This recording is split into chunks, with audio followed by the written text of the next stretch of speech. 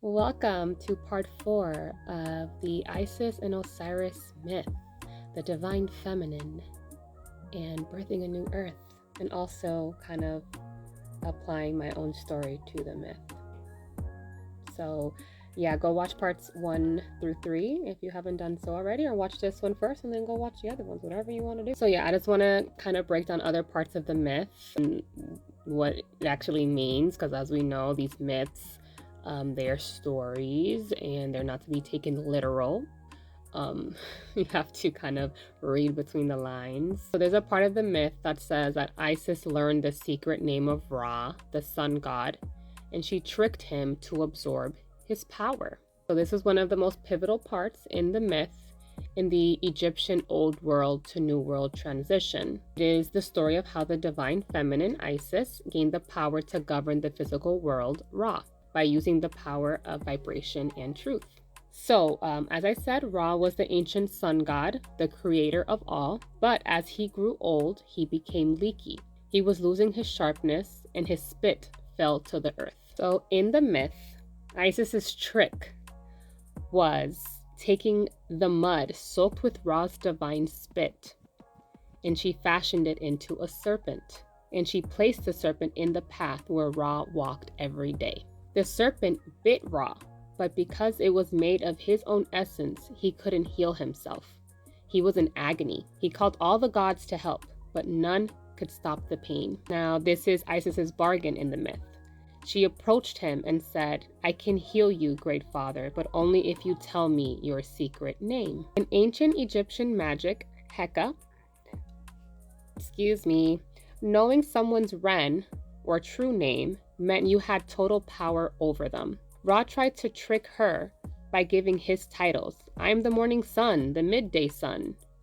But Isis stayed firm. "That's not your name." Finally, the pain was too much. Ra allowed his secret name to pass from his heart into her heart. The result, Isis became the mistress of magic. She healed Ra, but now she had the keys to the universe. She used the power to protect Horus and resurrect Osiris. Now, how does this connect to my story? So, in the myth, this part is misunderstood as manipulation. But in the context of the new earth, it is about the transfer of authority. Ra represents the old king, the structure my parents tried to maintain. Like the aging Ra, their reputation was based on an old version of power that was starting to leak or fail. They were using their authority to keep me small. Ra is also the old patriarchal system that is also dying. Now, the serpent is the truth of the trauma. The serpent Isis made was fashioned from Ra's own spit, his own actions. In my life, I didn't make up the abuse. I took the spit, the reality of what my father did, and shaped it into the truth, the serpent, that they couldn't ignore. So the secret name is the core reality. When I spoke my truth on social media, I was demanding the secret name. I said, "I am no longer calling this family privacy. I'm calling it abuse.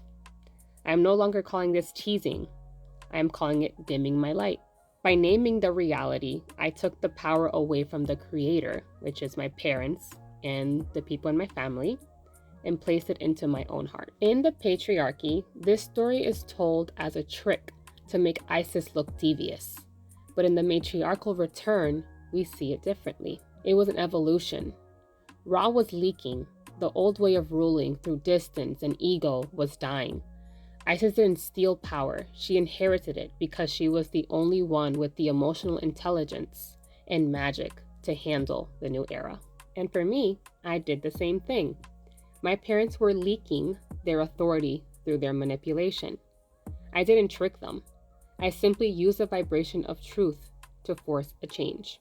I moved through the secret name, the power to define my life, from their hands into my heart. All right, now we're going to move on to the part where it talks about Isis trying to find the 14th piece of like the scattered pieces, the phallus, and it being lost in the river and eaten by a fish.